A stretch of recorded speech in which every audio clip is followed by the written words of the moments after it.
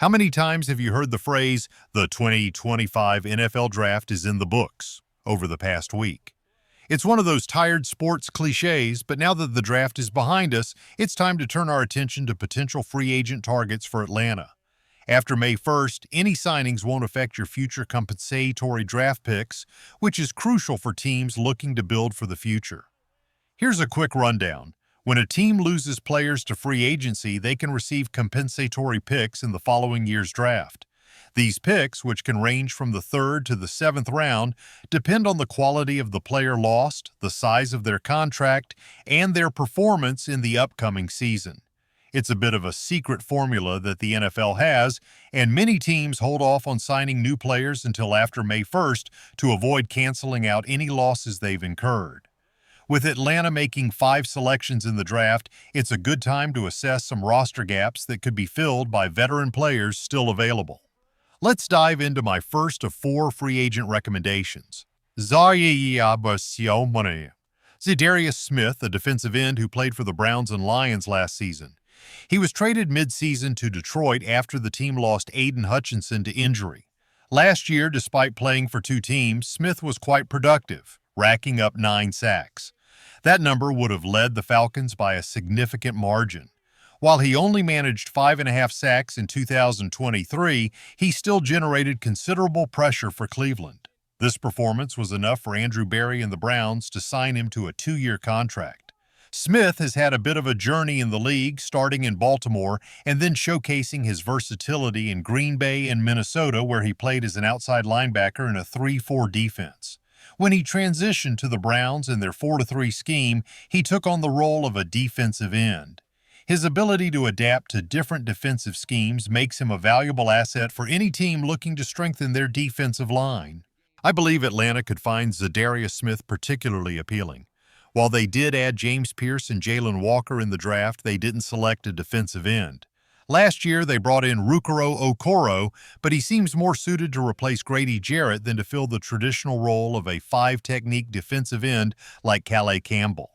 Morgan Fox joined the team from the Chargers in free agency, but if Terry Fontenot is thinking, I've already borrowed 2 draft picks for next year, this could be an all-in season for him. He might not want to leave anything to chance. With Smith available, he could step in as a defensive end and rotate in during critical passing situations. Imagine saving him for 3rd and long while using Zach Harrison and Morgan Fox on 1st and 2nd downs. At his age, Smith can still deliver a solid number of sacks, and the Falcons should never be complacent with their pass rush. Given their history, they should always be looking to improve. Now, here's a quick question. Will any Falcon reach 10 or more sacks this year? If I had to pick one, I'd go with Leonard Floyd. While some might lean toward Jalen Walker or James Pierce, it's worth noting that the last rookie to achieve 10 or more sacks in a season was Micah Parsons in 2021. No one has done it in the last 3 years, and only 5 players have accomplished this feat since 2016. Think about that for a moment, and I'll share the names of the other 4 players at the end of this discussion. Moving on to another player we've discussed frequently this offseason, quarterback Asante Samuel Jr. He remains a free agent, and I'm puzzled as to why. The only explanation I can come up with is that the shoulder injury he suffered last year might be more serious than people realize. Asante Samuel Jr. hasn't been making much progress in terms of passing medical evaluations, which raises some questions. Looking at Atlanta's quarterback situation, they didn't draft a traditional cornerback, so if they had their eyes on one who was picked before them, they might be feeling a bit uneasy. With Xavier Watts, Billy Bowman, and a few promising undrafted free agent defensive backs coming in, it's clear they're still not fully satisfied with their cornerback depth. This is where Samuel could be an excellent fit for the Falcons. Last season, he played in a Chargers defense that relied heavily on zone coverage, and Atlanta wasn't far behind in their zone usage. From a schematic standpoint, he would fit like a glove. Over his first 3 seasons, Samuel recorded 2 interceptions and double-digit pass breakups each year. Although his last season was cut short due to a shoulder injury, if the Falcons are confident in his recovery and his price drops significantly, it's worth considering. Would you prefer Samuel in the nickel position or roll with D. Alfred and Clark Phillips? Personally, I'd take Samuel every time. Of course, you could factor in the development of Phillips, Bowman, and perhaps even Kobe Bryant, one of the standout undrafted free agent signings. I understand the desire to invest in young talent and trust your farm system, but I apply the same logic here as I did with the potential acquisition of Zadarius Smith. Terry Fontenot traded away a first and a fifth-round pick for next year's draft, which suggests he feels some pressure to deliver results this season. If he's looking for an instant upgrade, a secondary featuring Samuel, Watts, Bates, Terrell, and Hughes could form a formidable no-fly zone. We'll discuss two more potential targets shortly, but before we do, I want to mention that we're just 20 subscribers away from reaching 36,000. If you haven't already, please click that subscribe button to help us hit this milestone and ensure you're getting the best free coverage of the Atlanta Falcons on YouTube. Now let's move on to our third player. The next player I want to highlight is center Nick Harris. While he may not be as flashy as the first two names we've discussed, he could be a more realistic option for the Falcons. For one, he would likely come at a much lower cost than Zadarius Smith or Asante Samuel Jr. More importantly, he addresses a significant position of need. Harris was a fifth-round pick by the Browns in 2020, coming out of the University of Washington. Unfortunately, he faced some tough injury luck. During the 2022 preseason, he tore his ACL just 5 snaps into the first game, which sidelined him for the entire season when he was expected to be the starting center. Since then, the player who stepped in for him has performed well and has held on to the starting job. If the Falcons are looking to add more competition for Drew Dalman, Harris could be a solid choice. He was once slated to be a starting center and has shown he can play well when given the opportunity. However, after his injury, he fell down the depth chart and never had a chance to reclaim his spot. That doesn't mean he's no longer a capable center. It just means he faced unfortunate circumstances. In 2024, Harris suffered another setback when he broke his leg in a game against the Eagles early in October. If his medical evaluations check out, and that's a significant if given his history of a torn ACL and a fractured fibula, bringing him in could provide valuable competition for Newell. Worst case scenario, you end up with a competent backup in Harris, who was once expected to be the starting center for the Browns if not for his injuries. Now let's move on to my final free agent target, which I promise will surprise you.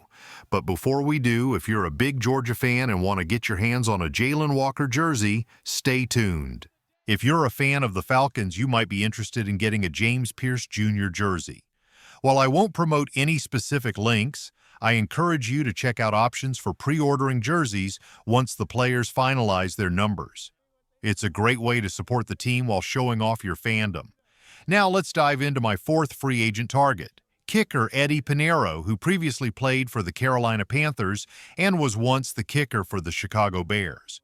After the Bears brought in Cairo Santos, Piñeiro found himself sidelined due to injury, and when he returned, the opportunity just wasn't there for him. Given how Young-Ho Koo struggled last season, it's essential to consider bringing in competition at the kicker position.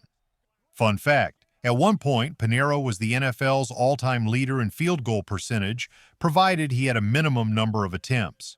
However, as is often the case with kickers, a couple of missed kicks can quickly change those statistics. If the Falcons are looking to bolster their kicking game, Piñeiro could be a solid option. He has shown he can perform well with the Panthers, and it's crucial for the team to address the kicking situation. Last year's performance shouldn't be brushed off as a fluke. Kicking is a straightforward business. You either make the kick or you miss it. Unlike quarterbacks, where a great pass can be negated by a dropped ball, a kicker's job is clear-cut. With too many missed opportunities last season, Koo shouldn't just stroll into off-season workouts in Flowery Branch thinking he has the job locked down. Bringing in competition could push him to improve and ensure the Falcons have a reliable kicker moving forward. What's your confidence level in Young-Ho Koo bouncing back this season? On a scale from 1 to 10, I'd rate it at about a 5.9. I want to believe he can turn things around, but kickers can sometimes get the yips, and once that happens, it can be tough for them to regain their form. After reviewing the 4 free agent targets I mentioned, I struggled to find a fifth option that felt realistic, so I didn't want to throw in a name just for the sake of it. Now that we've gone through these potential signings, I'd love to hear your thoughts. Who would you like to see Atlanta bring in? Is there someone I missed? Feel free to scroll down and join the conversation in the comments. Falcons Nation, stop everything. This is the moment you've been waiting for. The 2025 NFL Draft has just dropped, and Atlanta's defense is shaping up to be a formidable force ready to dominate the NFC South. But hold on a second. There's a sneaky move lurking in the shadows, a departure from our roster that has me buzzing with curiosity. Who's out, and what does it mean for our playoff push? Stick with me as I unpack the draft haul that has us soaring, tying it to a low-key exit that could shift our plans. Trust me, you'll be glued to every word. Before we dive in, if you're a true Atlanta Falcons fan, don't wait. Hit that like button, subscribe, and turn on notifications. Did you know only 1% of viewers actually subscribe? Let's change that. A small action can make a huge difference. Now, let's kick off the main event, the 2025 NFL Draft. Falcons fans, we didn't just draft, we rebuilt. With limited picks, Atlanta zeroed in on their Achilles heel, defense.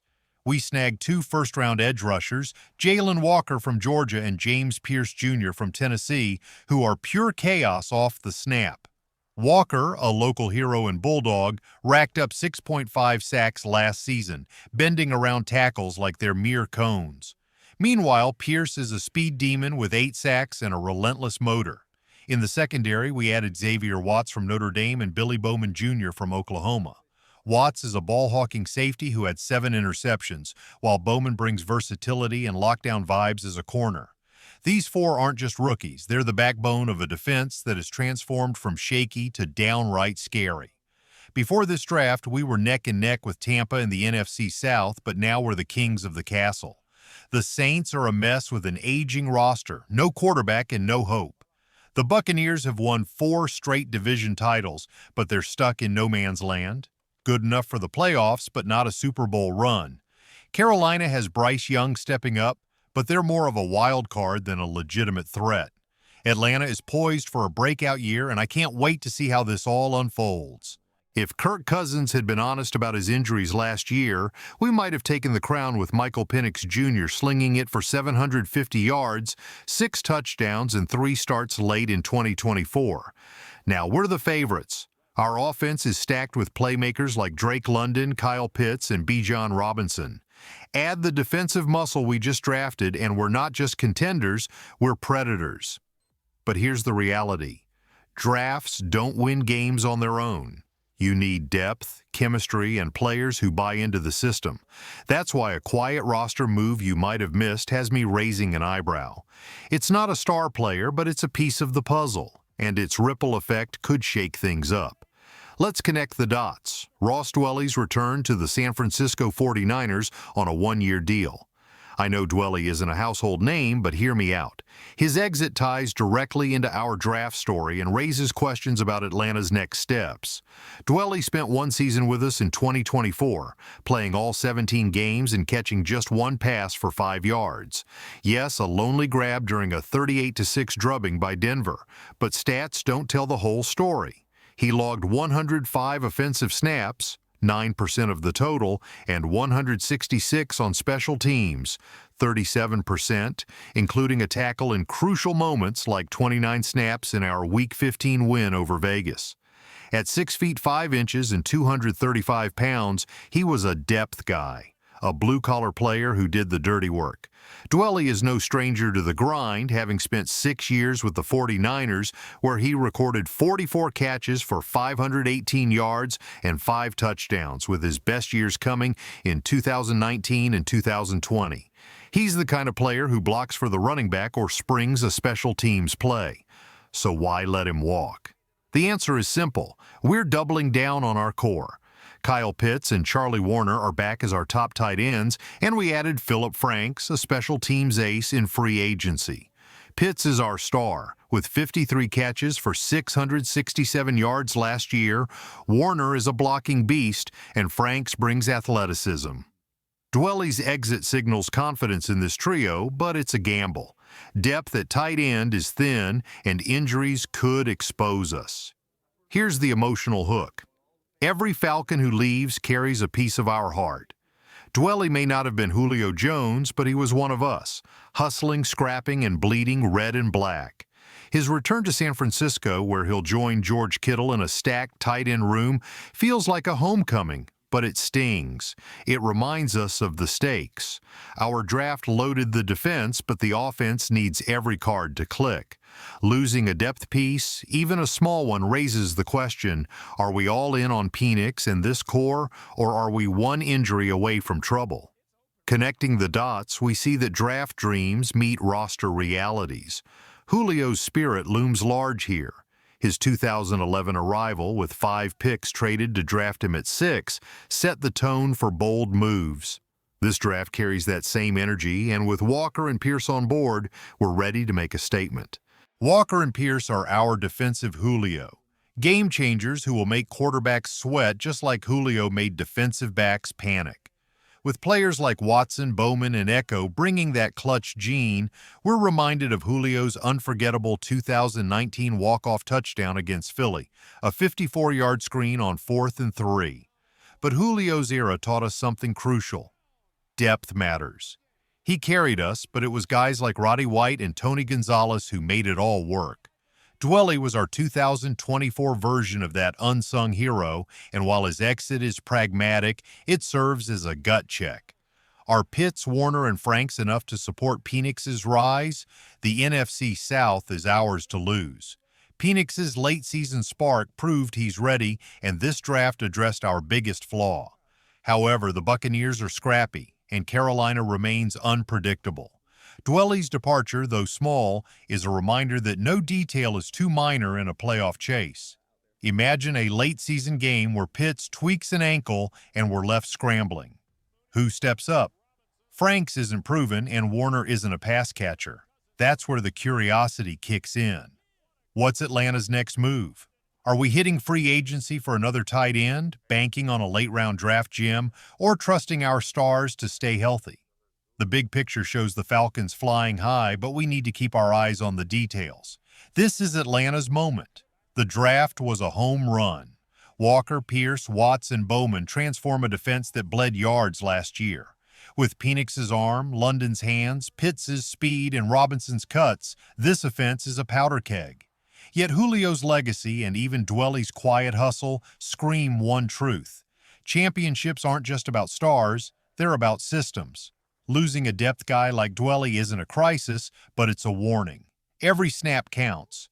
Before storming the NFC South, we need glue guys just as much as game changers. So what's next? Will Atlanta double down on this roster, or is another move on the horizon? The draft has us dreaming big. Division titles, playoff runs, maybe even a Super Bowl push. But that quiet exit has me wondering, are we ready for the grind? Falcons fans, I'm passing the mic to you. Who's your MVP from this draft? Are you worried about tight end depth, or do you think Penix's magic is enough to carry us? Hit the comments, smash that like button, and let's keep this fire burning. 2025 is our year, and we're not slowing down. Go Falcons!